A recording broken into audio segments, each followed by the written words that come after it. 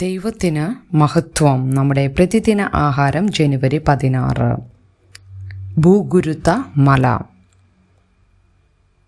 ദൈവം ലോക സൃഷ്ടിക്കു മുമ്പേ നമ്മുടെ തേജസ്സിനായി മുൻനിയമിച്ചതും മറഞ്ഞിരിക്കുന്നതുമായ ദൈവത്തിൻ്റെ ജ്ഞാനമത്രേ മർമ്മമായി ഞങ്ങൾ പ്രസ്താപിക്കുന്നു.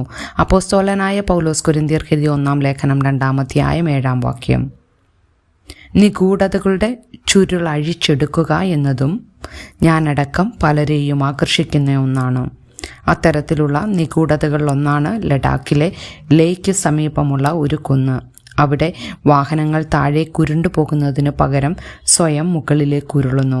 ഗ്രാവിറ്റി ഹിൽ എന്നറിയപ്പെടുന്ന ആ കുന്നിനെക്കുറിച്ച് അതൊരു ദൃശ്യപരമായ മിഥ്യയായിരിക്കാമെന്നോ കുന്നിന് ശക്തമായ കാന്തിക വലയമുണ്ടെന്നോ ആ ഭൂപ്രകൃതി മനസ്സിനെ കബളിപ്പിക്കുക ആയിരിക്കുമെന്നോ മനുഷ്യർ നിരൂപിക്കുന്നു. കാരണം എന്തുതന്നെയായാലും ഒരു കാര്യം നിശ്ചയമാണ്: ഈ പ്രതിഭാസം ഗുരുത്വാകർഷണ നിയമങ്ങൾക്ക് വിരുദ്ധമാണ്. ഇതൊരു നിഗൂഢതയാണ്. 1-ാം നൂറ്റാണ്ടിലെ അറിയപ്പെടുന്ന പണ്ഡിതനായ പൗലോസ് അപ്പോസ്തലന് തൻ്റെ ഉന്നതമായ അറിവ്, ജ്ഞാനം, പാണ്ഡിത്യ സംബന്ധമായ പദവി എന്നിവയെക്കുറിച്ച് അഭിമാനിക്കാൻ കാരണങ്ങളേറെ ഉണ്ടായിരുന്നു. എന്നിട്ടും തൻ്റെ സാക്ഷ്യം വഹിച്ച മർമ്മം തൻ്റെ ബൗദ്ധിക ശേഷിയെ കവിഞ്ഞു നിന്നതിനാൽ അവൻ ഭയത്തോടും നടുക്കത്തോടും കൂടെ കൊരിന്ത്യരെ സമീപിച്ചു. മനുഷ്യവർഗത്തെ പാപത്തിൽ നിന്ന് വീണ്ടെടുക്കാനുള്ള ദൈവത്തിൻ്റെ പദ്ധതിയാണ് മനുഷ്യ മനസ്സിന് അളക്കാനാവാത്ത ഈ മർമ്മം. അവൻ്റെ പുത്രനായ യേശുവിൻ്റെ മരണത്തിലൂടെയും പുനരുത്ഥാനത്തിലൂടെയും ദൈവം അത് വെളിപ്പെടുത്തി തന്നു. പരിശുദ്ധാത്മാവിൻ്റെ ശക്തിയാൽ മാത്രം ഗ്രഹിക്കാൻ കഴിയുന്ന ഒരു മർമ്മമാണ് ഇതെന്ന് ഇത് ആസൂത്രണം ചെയ്തതിലെ ദൈവത്തിൻ്റെ ജ്ഞാനം. ക്രിസ്തുവിനെ നമ്മുടെ രക്ഷകനായി അംഗീകരിക്കുമ്പോൾ ദൈവം നമ്മിൽ സ്ഥാപിച്ചിരിക്കുന്ന ഈ മഹത്തായ മർമ്മത്തിൻ്റെ ഭാഗമായി നാം മാറുന്നു.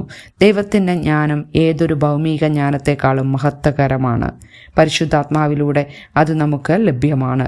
ജീവിതത്തിൻ്റെ വഴിത്തിരിവിൽ കുടുംബത്തിൻ്റെയോ സുഹൃത്തുക്കളുടെയോ കൂട്ടാളികളുടെയോ ജ്ഞാനത്തെ ആശ്രയിക്കാൻ നാം പ്രേരിപ്പിക്കപ്പെടുമ്പോൾ എല്ലാ ജ്ഞാനത്തിൻ്റെയും പരമമായ ഉറവിടത്തിലേക്ക്, പരിശുദ്ധാത്മാവിലേക്ക് ഉറ്റുനോക്കുന്നതിൽ നാം പരാജയപ്പെടരുത്.